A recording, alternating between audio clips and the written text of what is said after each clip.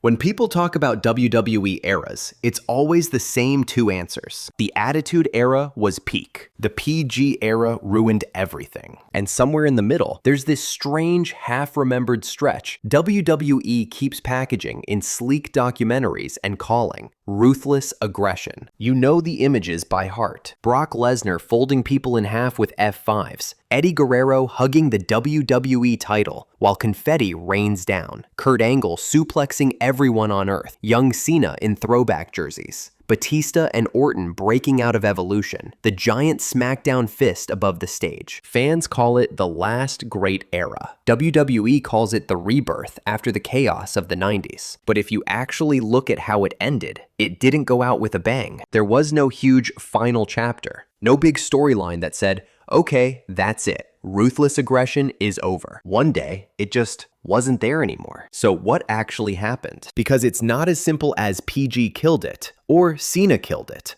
or even the genuinely dark real-life stuff people always point to. All of that played a part, yeah, but the real story is more uncomfortable. Ruthless aggression got squeezed to death. On one side, WWE was still addicted to chasing Attitude Era magic. On the other, it was trying to become a safe, global, family-friendly corporate brand. And somewhere in the middle of that tug of war, the era itself lost its identity. So let's go back to where it actually started. It's 2002. The Monday Night War is over. WCW is dead. ECW is gone. For the first time in years, WWE has no real competition. But there's a problem. The guys who carried the Attitude Era are fading. The Rock is halfway out the door to Hollywood. Stone Cold is banged up, burned out, and clashing with creative. Mick Foley is done full-time. Undertaker is aging into that special attraction role. WWE has won the war, but it doesn't know what it's going to be next. And then you get that famous Vince McMahon promo. He walks out on TV, looks in the camera, and says he wants ruthless aggression. Who has enough ruthless aggression? It sounds like a meme now. Back then, it was basically the mission statement for a new era. Less shock value and chair shots to grandma's living room. More focus on rebuilding the roster, finding fresh stars, and proving WWE didn't need Rock and Austin to stay on top. And for a while, it looked like they were actually doing it. SmackDown in particular is on fire. Kurt Angle, Eddie Guerrero, Chris Benoit, Edge, Rey Mysterio, John Cena. Fans would later call them the SmackDown Six. Every week, these guys are tearing it up in tag matches, triple threats, 2 out of 3 falls, you name it. On Raw, you've got Triple H holding the new World Heavyweight title. Evolution slowly forming around him with Ric Flair, Batista, and Randy Orton. Shawn Michaels having a second career. Rob Van Dam and Jeff Hardy doing ridiculous things just because they can. And somewhere in the mid-card, there's this loudmouth in a throwback jersey freestyling on people. John Cena. At first, he's just a funny heel. Then he gets more and more reactions. Then fans realize, oh, this guy might be it. When ruthless aggression is working, it feels like this. The chaos and attitude of the late 90s, with better actual wrestling and a new generation of killers, all trying to grab the top spot by the throat. That was the whole point. Rebuild, reload, new faces, new style, same edge. So what went wrong? Honestly, the pillars of that plan never really had enough time to set. The entire idea behind Ruthless Aggression was, we're going to build a brand new main event scene. Not just one golden boy, a whole class. But look what happens to that class. One by one. Brock Lesnar looks like he's going to be the face of the decade. He's gigantic. He can actually wrestle. He's doing shooting star presses at his size. He beats The Rock for the title. He mauls people for fun. He wins King of the Ring, wins the Royal Rumble, headlines WrestleMania. And then in 2004, at pretty much the peak of his first run, he's gone. He hates the schedule. He's burned out. He wants out of wrestling completely. They have him lose to Goldberg at WrestleMania 20 in front of that weird hostile crowd. And then he's out of the company. Your #1 draft pick, the guy the whole era could have revolved around for years, gone in under 3. Eddie Guerrero might be the single beating heart of the entire era. He's charismatic, funny, intense. He can wrestle anyone. Big guys, small guys, doesn't matter. Fans love lie, cheat, steal. They love him clouding people 1 second and wrestling his soul out the next. He finally wins the big one, beating Brock at No Way Out 2004. He holds the WWE title, celebrates in that iconic ring of confetti, and shares a historic moment with Chris Benoit at WrestleMania 20. And then less than 2 years later, he's gone. Not just a top guy, a locker room leader, a mentor, a dude people trusted. Kurt Angle is the other side of that coin. Main event level talent. World-class wrestler. One of the few guys who can put on a classic with pretty much anyone, but his body is breaking down from the workload and the style. His neck is a mess. He's on painkillers just to function. By 2006, he's out of WWE and heading to TNA, where he'll keep wrestling at a high level, but that's another story. Even the legends of the era, Shawn Michaels and Undertaker, aren't full-time tentpoles anymore. Shawn is back, yes, but you're not building the next 10 years around him. Taker is already becoming more of a big match, big moment guy. So if you look at the supposed ruthless aggression cornerstones, a lot of them either leave, break down, or tragically pass away. What's left holding up the era are a smaller handful of guys. John Cena, Batista, Randy Orton, Edge, plus a bunch of almost guys who flirt with the main event, then either hit a ceiling or get derailed. The era doesn't collapse all at once, but the foundation gets thinner. And WWE's response to that is really where the story changes, because at the exact same time all of that is happening, the company falls completely in love with one specific solution. Not a new class of stars. One star, John Cena. Cena starts out as this fresh-feeling heel. He's doing battle raps, wearing throwbacks, making fun of everyone, and actually connecting in a way that feels very 2003. Then he turns babyface. He wins the US title. He gets the spinner belt. He becomes the loud, colorful, kid-friendly symbol of WWE's future. And look, he lives up to it. He shows up to everything. He pulls insane media duty. He has big match after big match. He's doing Make-A-Wish every other week. He's the perfect face for sponsors and families. The problem is not John Cena, the person. It's what WWE starts doing around him. Because instead of letting ruthless aggression become an era defined by a generation, it becomes an era defined by one guy, and whoever's in front of him that month. Every hot heel, every monster, every fresh act eventually gets crashed into the Cena wall. Some survive and come out bigger. Most don't. Umaga is a perfect example. They build him as this terrifying, undefeated monster. He wrecks people. He feels genuinely dangerous in an era where a lot of things don't. Then he runs into Cena at the 2007 Royal Rumble. Amazing match.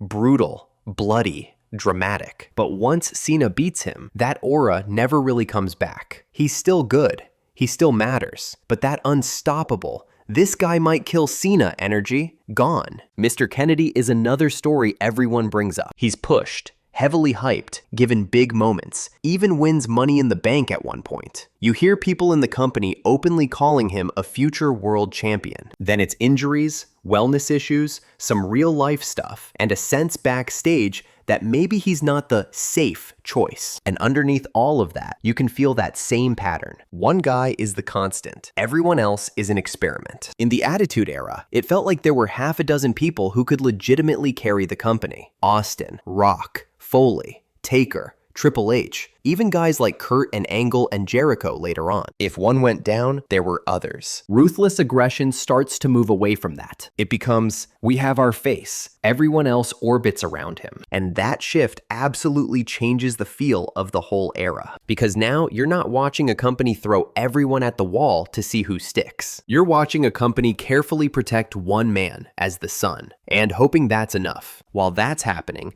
another key piece of ruthless aggression quietly starts falling apart. The brand split. In the early 2000s, the brand split is a huge part of why that era feels so distinct. Raw and SmackDown actually feel like different shows. Raw has more talking, big dramatic segments, and heavy focus on Triple H, Shawn, and Evolution. SmackDown has the SmackDown 6, cruiserweights, tags, and a faster, more wrestling-heavy style. You had a reason to watch both. Different rosters, different vibes, different stories, but slowly, draft by draft, trade by trade, that identity starts to blur. Big names move from SmackDown to Raw, and rarely the other way around. SmackDown starts to feel more like a B show. Still good, still fun, but clearly less important. Mid-card titles get shuffled. The tag division goes from having legit defined teams to two random guys with belts. Cruiserweights vanish or get turned into comedy. Ruthless Aggression needed a strong brand split to work, because then you have two main event scenes, two places to build stars, two playgrounds for guys to grow into something big. Once that breaks down, half of what made the era special goes with it. And you can see the casualties of that shift in the mid-card. Shelton Benjamin, a freak athlete, an absolute highlight machine, gets big moments, but never really gets that main event rocket. MVP has the mic, the character, the charisma, but never quite gets to be the man. John Morrison, Carlito, Mr. Kennedy, Paul London, and Brian Kendrick. All people fans look back on and say,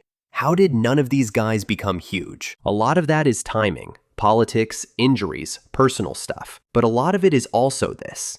If only one show really matters, and only a handful of guys on that show are ever considered top guy material, then everyone else eventually just becomes cannon fodder. And while all of this messy wrestling politics stuff is happening inside the ring, something much bigger and much darker hits WWE from the outside. The early to mid-2000s were brutal on wrestlers' bodies. Insane travel schedules, 300 days on the road, crazy TV tapings and house shows, high-impact style, a culture of work through pain or lose your spot. Guys are hurt. Guys are exhausted. Guys are taking things just to keep moving. Eddie Guerrero's passing in 2005 hits everyone hard. Locker room morale, public perception, internal trust in how wrestling is run. And then, in 2007, you get the Benoit tragedy. We don't need to get into details. Everyone knows the headlines. What matters for this story is what happened after. WWE is suddenly being talked about in the worst way possible in mainstream media. Congress is asking questions. Sponsors are paying attention. TV partners are uncomfortable. All the wildness,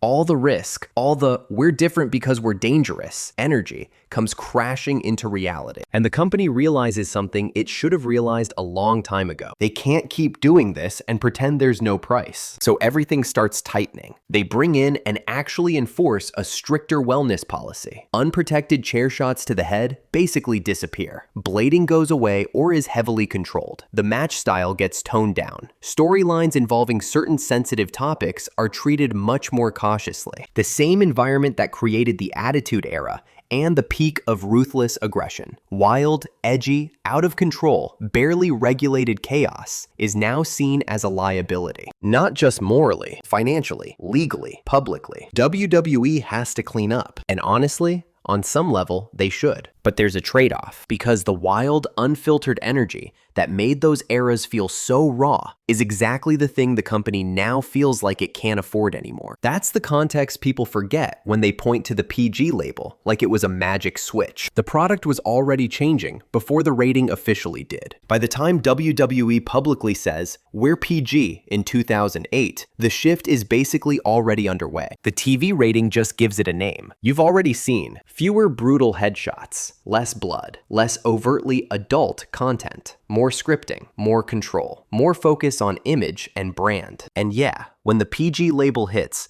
the vibe changes even more. No more bra and panties nonsense. No more wild language. Less, "we're going to scar you for life" television. The easiest explanation people throw out is PG killed wrestling. But if you look a little closer, the real story is this. Ruthless Aggression was built in a world where WWE could hide behind "it's edgy, it's fake, it's wrestling." That shield cracked. Sponsors and TV partners don't want out of control. They want reliable, professional, clean. So WWE becomes that. Safer, more polished, more corporate. The problem is, Ruthless Aggression wasn't just attitude, but with better wrestlers. It was an entire ecosystem. The deep rosters, the brand split actually meaning something, the mid-card feeling like a launch pad, not a dead end. New guys being thrown into big matches just to see if they could hang. Once the company clamps down on risk and chaos, that ecosystem can't really exist in the same way. The matches are still good. Some guys still get over, but that distinct feeling that you're watching a messy, exciting rebuild era full of possibility starts to fade. By the time we get to 2009, 2010, a lot of the same names are still around, but the personality of ruthless aggression is gone. You're not in a new era yet. You're in a hangover. That's the thing people don't really talk about. The Ruthless Aggression Era never got a real ending. The Attitude Era has clear markers. The PG Era has a clear branding. But ruthless aggression, it just gets absorbed. The talent who define it either retire, leave, or morph into something else to survive. Cena goes from ruthless new star to permanent face of the company, a walking logo. Orton reinvents himself a dozen times. Edge becomes the rated R star, then the veteran, then retires, then comes back in a completely different landscape. Batista leaves and returns as a Hollywood-powered special attraction. The mid-card generation who could have taken over, most of them never really do. The company itself, it never goes back to the things that made that era feel alive. It doesn't bring back the deep brand split in the same way. It doesn't go all in on risky, smash-mouth, high-volume wrestling on television. It doesn't habitually toss unproven people into main events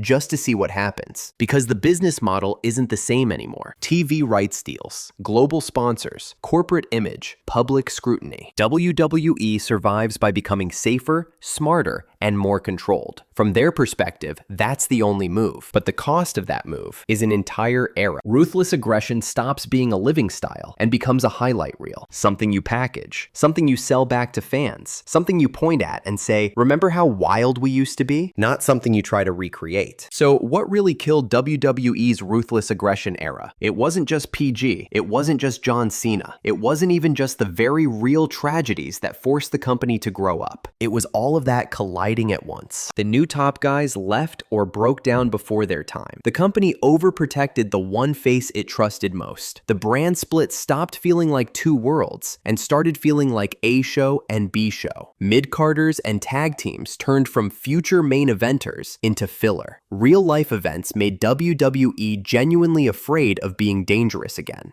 Sponsors and shareholders became just as important as fans. Ruthless aggression wasn't built to survive in that new reality. It was an era built on risk, on depth, on chaos, on the idea that we're going to throw everything at the wall and see who survives. Once the company decided it couldn't live that way anymore, the era didn't just end, it melted into whatever came next. WWE today still loves to talk about ruthless aggression. They make documentaries, they show the clips, they put Brock, Eddie, Cena, and Batista on screen with dramatic music and say, this was the rebirth. But if you pay attention, there's always this little distance in the way they talk about it. Like they're proud of it, but also afraid of everything that came with it. The bodies, the pressure, the mistakes, the fallout. They don't want to live there again. They just want to visit it. And that's the real kicker. You can't really understand what WWE is right now unless you zoom out and look at all of these eras together. You had Hogan posing with kids in the 80s, cartoon villains, and giant flags.